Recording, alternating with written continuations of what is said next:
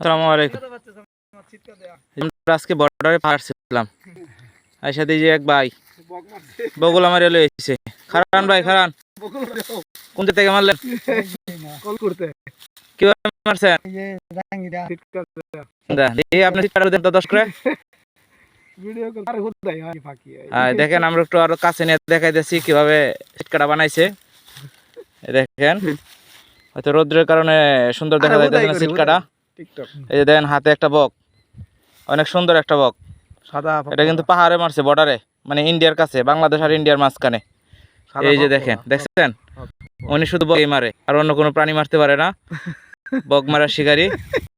সেটা আপনি কতদিন যাবত মারেন একটু দর্শক উদ্দেশ্য বলেন।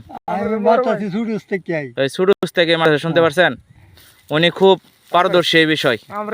দেখেন আমাদের এই বড় ভাই আসছিলাম বেড়াইতে কি পাহাড়, সে দেখি এই অবস্থা আছে। তো আরেকটা মারার ইচ্ছা আছে, ওটা ফান ফাইটার কেসে ওই জায়গা যাইতেছে আবার চেক করার জন্য। তো আপনার যদি ভিডিওটা ভালো লাগে আপনাদের কাছে অবশ্যই লাইক কমেন্ট শেয়ার করবেন এবং বেশি বেশি মানুষকে দেখার সুযোগ করে দিবেন। তো দর্শকের উদ্দেশ্যে আপনার কি আরো কোনো কিছু বলার আছে কিনা? আপনি কই যাইতেছেন বা কি করবেন? বাড়িতে যাইতেছে, যাওয়ার উদ্দেশ্যে রওনা দিয়ে দিচ্ছি অলরেডি।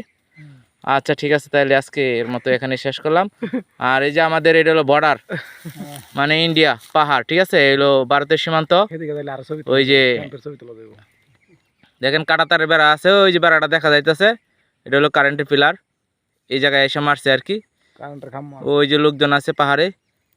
আর এই যে আমাদের বক শিকারি অতি শীঘ্রই চলে যাইতেছে। ওই যে দেখেন বক হাতে নিয়ে যাইতেছে গা।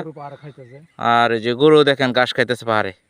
মানে গরুগুলা বাংলাদেশ থেকে ইন্ডিয়া চলে যায়, আবার ইন্ডিয়াতে বাংলাদেশ চলে আসে, এতে কোনো সমস্যা নাই। তো সব ঠিক আছে ইনশাল্লাহ। আজকের মতো এখানে শেষ করলাম। ধন্যবাদ সবাইকে।